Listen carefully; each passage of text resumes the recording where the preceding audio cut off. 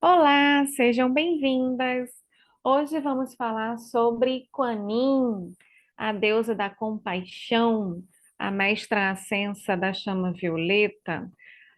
Kuan Yin é uma bodhisattva, ou seja, ela é uma mestra ascensa que está aqui na Terra apenas por amor, porque ela quer, porque ela já fez ah, o caminho da iluminação dentro do conhecimento do budismo, principalmente, né? Então, hoje a gente vai falar um pouquinho sobre a história dela, sobre como que ela se torna essa bodhisattva iluminada no caminho da espiritualidade, e principalmente no o que que ela ensina, quais são os ensinamentos em relação a esse caminho de mestra ascensionada, os mestres ascensos da fraternidade, que ajuda o planeta Terra a se tornar menos dual, né? Menos essa dualidade entre o bem e o mal, entre o amor e o ódio, para que nós todos, né, possamos nos iluminar, sair da raiva, do julgamento, da dor, do sofrimento. E a Kuan Yin, ela traz esse ensinamento de amor, de compaixão, de misericórdia, de de alguma forma olhando mais para o propósito de vida dela do que se deixando levar pela tormenta e pela raiva de pessoas, inclusive da própria família dela, que não compactuava, né, com os planos dela, que não aceitava, que não concordava com a missão de vida dela. Então, deixa eu mostrar com a Nin, processo. Kuan Yin, ela também está muito conectada com mulheres que sonham em ajudar o próximo, né? A própria história dela fala sobre isso. Como que começa a história dela? E aqui eu vou contar algumas interpretações, porque a história de Kuan Yin é muito antiga e ela acaba se juntando a outras filosofias. Na verdade, a Kuan Yin, a história dela começa na Índia, e aí vai para a China e para por todo o leste da Ásia, chegando até no Japão também. Mas então, a cada lugar que ela passa, a história de Kuan Yin vai se mesclando também com as culturas locais, com as divindades locais. Então, algumas interpretações, algumas histórias dão um pouco de cultura do taoísmo, da filosofia do Tao, né? Um pouco de cultura da filosofia do confucionismo. Depois eu falo mais um pouquinho o que significa cada uma dessas, mas basicamente a história de Kuan Yin é budista chinesa. Então, vamos à história dela. Dizem que ela já veio para a Terra numa última encarnação, já quase uma mestra ascensa, já quase chegando ao caminho da iluminação. O caminho da iluminação, segundo o budismo, principalmente, você precisa passar por alguns estágios de purificação. Então, ela estava nesses estágios de purificação. E o que que ela pede? Para ela vir numa última encarnação onde ela tenha como propósito de vida ajudar, se ter compaixão, né, pelos outros, um pouco de autoanulação do ego, né, e dela como pessoa, e trabalhar apenas em prol do outro, em prol da humanidade como um todo. Então, desde pequena, até antes de nascer, a mãe dela sonha que ela vai se tornar, um dos filhos dela vai se tornar um grande Buda. E Bodhisattva significa também esse caminho da iluminação do Buda. E ela, quando vem nesse casal, ela vem filha de um casal muito rico. Em algumas literaturas dizem que eles são reis, em outras que eles são, o pai é imperador, muito tirano. A mãe já sabe que ela é diferente, já percebe essa diferença. Então, enquanto todos do castelo são muito ricos e muito conectados com festa, com o luxo,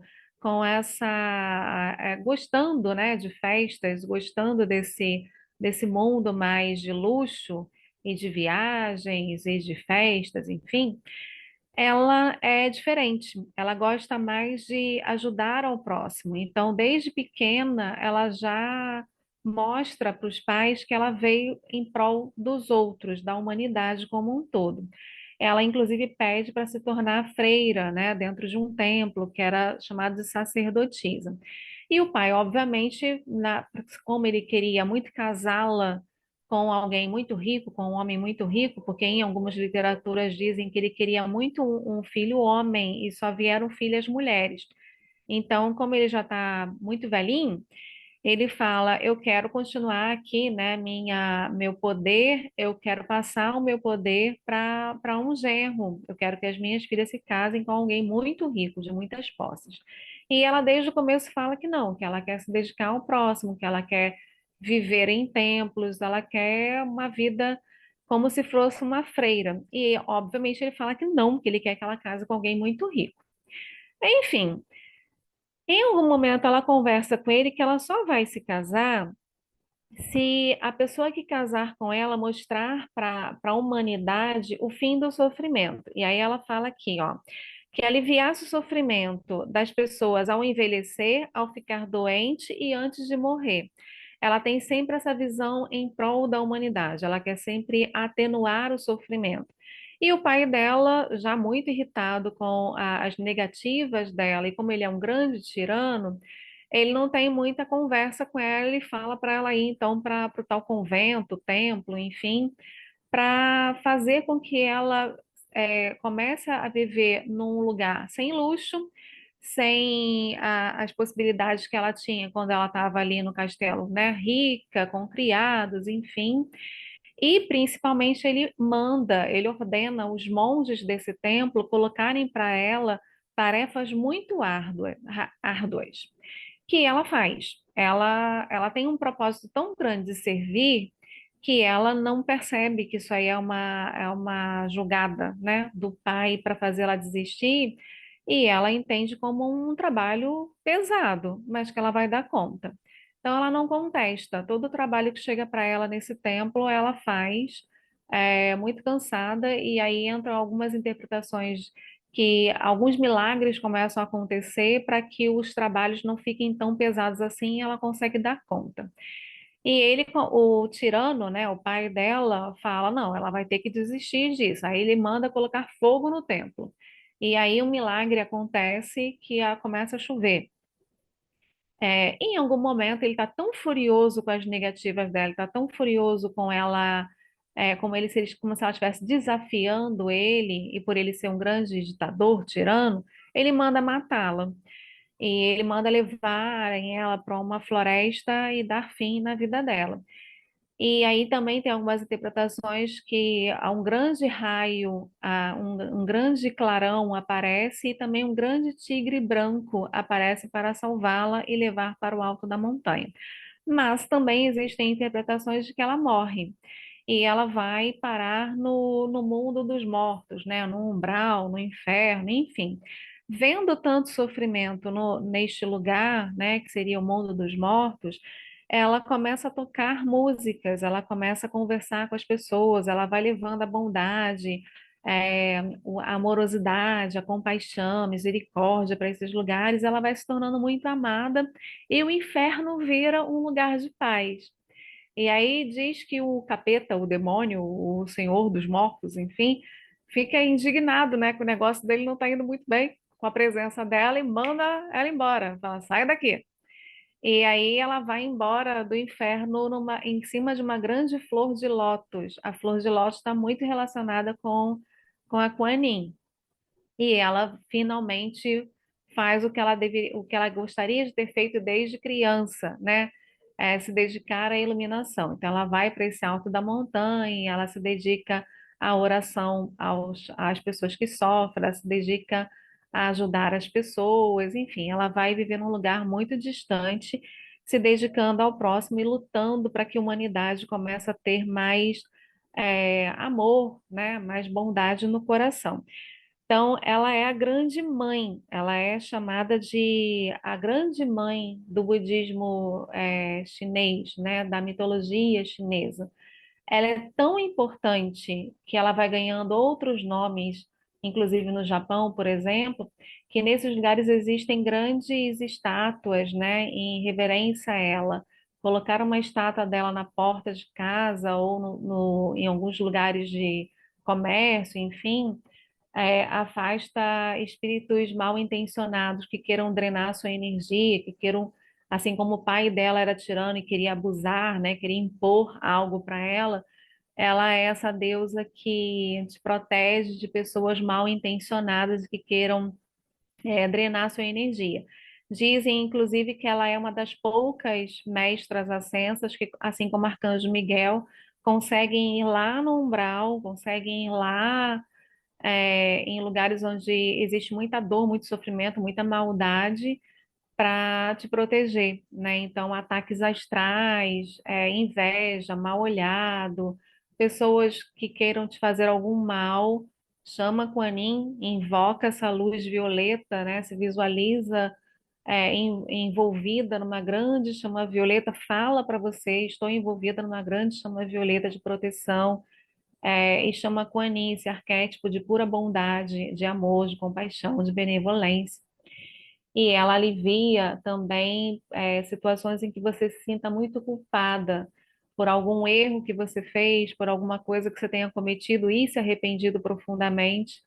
Chama essa deusa da compaixão que ela sempre vai interceder, ela sempre percebe que existe arrependimento, que existe esse perdão, né? Tanto você querer perdoar alguém que te fez mal e você não consegue, quanto você querer se perdoar por algo que você tenha feito mas que ainda não consegue. Então, ela alivia esse caminho de para a tua iluminação, né? Então, saindo da culpa, saindo da raiva, dessas conexões com a dor e com o sofrimento. Então, depois de ter essa história em relação ao próprio pai e se tornar essa mestra ascensa com essa situação com a própria família que não entendia, também existe uma outra leitura sobre ela e sobre o pai que fala muito sobre o perdão também, né? Dizem que no final da vida ele fica muito doente e que é necessário fazer uma grande poção mágica para que ele consiga se curar. E que ela doa, dizem que ela doa o braço e os olhos, né? Os braços e os olhos, mas isso está relacionado a algo mais espiritual, né? Ou seja, ela tira dela para ela passar para o pai algo que faça ele se curar, voltar à vida, enfim, é como se ela falasse, por mais que alguém tenha me feito mal, que seja até meu próprio pai, ou seja, coisas relacionadas à tua própria família que você tenha, que você queira perdoar, como ela transcende, né, algo mais carnal, mas voltando para o espiritual, entendendo que a gente está aqui de passagem. Então, é uma leitura mais de interpretação de como transmutar a tua raiva, como fazer essa alquimia interior e perdoar, inclusive, pessoas que te fizeram mal, né? Dar essa segunda chance para pai, mãe, família, enfim, coisas mais relacionadas com essa bondade que vai além, né, do que a gente consegue entender aqui como essa parte mais egóica, né, mais egocêntrica. Então, ela tem esse caminho mais da bondade, ela é essa bodhisattva que vem ensinar a humanidade a transcender. A própria flor de lótus está relacionada a essa transmutação do que é ruim em nós, do que todo mundo tem dentro, né? Cada um tem dentro de si. A gente tem inveja, raiva, medo, culpa, vontade, às vezes, de se dar bem em cima dos outros, não respeitar o limite dos outros, né? Ser meio invasiva, meio tóxica. A sociedade que a gente vive é muito invasiva, muito tóxica, muito desrespeitosa. Então, a Kuan Yin, com essa bondade, com essa luz, né? Com essa calmaria dentro dela, ela traz muito esse olhar de caminho do meio, né? Não saindo das polaridades, e aí a gente vai lá para o taoísmo também, porque a Kuan Yin, ela se mescla um pouco também do budismo, do taoísmo e do confucionismo, como eu falei. E o taoísmo, ele fala muito sobre dual, né? Sobre o mundo dual. Você é luz e sombra. Você tem uma parte muito boa dentro de você, mas você também tem um predador interno, né? Então, como esse predador interno não vai fazer mal nem para você, você se tornar uma pessoa tóxica com você mesma, né? O famoso chicotinho, os maus pensamentos, os maus sentimentos, mas também não levar isso ao próximo, né? Se você está transbordando de raiva, de ódio, de querer fazer mal para alguém, a Kuan Yin, ela traz essa compaixão tão grande, esse amor tão profundo, que faz você lembrar do seu lado luz, né? Porque todo mundo tem esse lado luz. Então, como se conectar com esse lado luz e como ir para o caminho da iluminação que ela veio trazer e muito mais do que ela veio trazer, né? No caminho, no momento que ela estava quase ascensionando aí para sair da Terra, ela decide ficar porque ela ouve um chamado muito profundo da humanidade que grita, né? Muito choro de dor e de sofrimento. Então ela se compadece. E essa compaixão faz com que ela fique, inclusive ela é chamada de a grande mestra ascensa do Conselho de Karma, né? Então ela intercede no karma do coletivo, do mundo Terra, né? Do planeta Terra. Então, o nosso mundo, ele é muito dual, mas como atenuar um pouco o karma das pessoas? É aí que ela intercede por esse karma coletivo. Então, ela é muito invocada em situações de meditações em cura da humanidade, reiki para trazer paz, né, para a humanidade. Tudo que esteja relacionado à ascensão, né, não só do nosso interior, ou seja, essa luta entre o bem e mal dentro da gente, mas numa visão mais kármica da humanidade. Então, deixa eu ver se eu falei tudo. Falei? Ela está relacionada também, agora eu vou ler o resumo aqui, a alguns símbolos que falam sobre ela, que a gente vai falar um pouquinho, mas mulheres que tenham mais relação com ela, né, geralmente sonham, aí eu falei um pouquinho sobre sonhar com dragão em outro vídeo, mas ela também tem relação com o dragão, tá? Um dragão com um tigre, com esses seres, né, que parecem mitológicos e parecem estar relacionados muito com a nossa força instintiva que existe dentro de nós, que pode ser muito construtiva ou muito destrutiva. E Kuan Yin sempre aparece em cima desses animais de força para mostrar essa sabedoria que domina essa fúria e esse instinto. Eu falei agora sobre o predador interno, né? Então, esse instinto de fazer o mal, tanto para mim quanto ao outro, chamando, invocando Kuan Yin, eu acalmo essa fera, né? Eu acalmo essa destruição latente. E aí eu vou para essa compaixão e esse perdão, a começar pelo auto perdão. Então, resumo.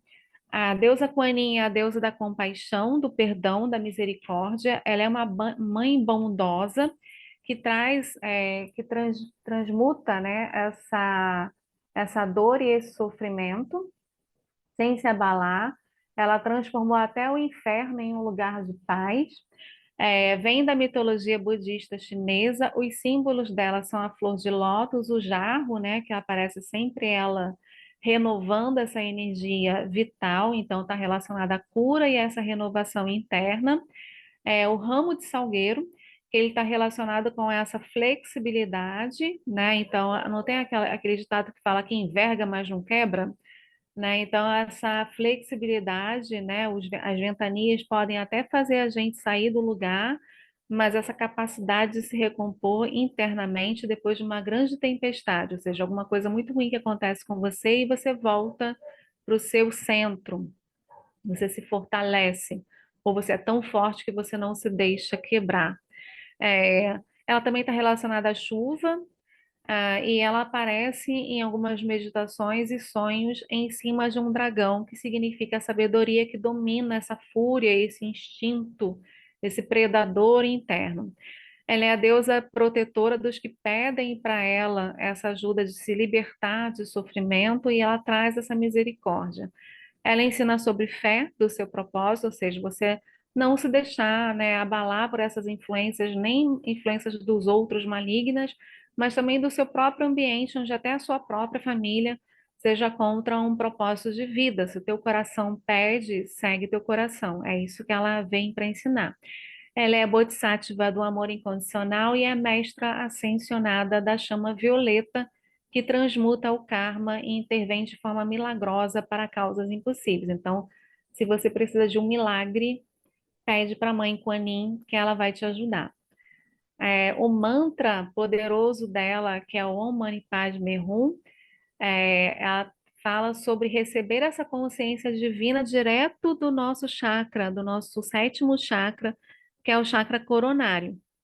E a flor de lótus significa que é essa purificação, né? Ou seja, do lodo nasce a flor de lótus. Do que é teu lodo que você vai tornar belo? O que é o teu lodo que você vai tornar vida?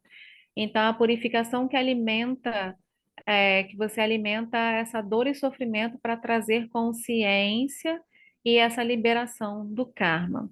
O lótus está relacionado com o amor incondicional, com o nosso chakra do coração, e os caminhos para a liberação dessa dor, desse sofrimento, fazendo essa alquimia interna, os principais sofrimentos que fazem a gente ficar ali presa na dor, né? É o orgulho, a vaidade, os ciúmes, os desejos egóicos, então o famoso eu quero, eu quero, eu quero.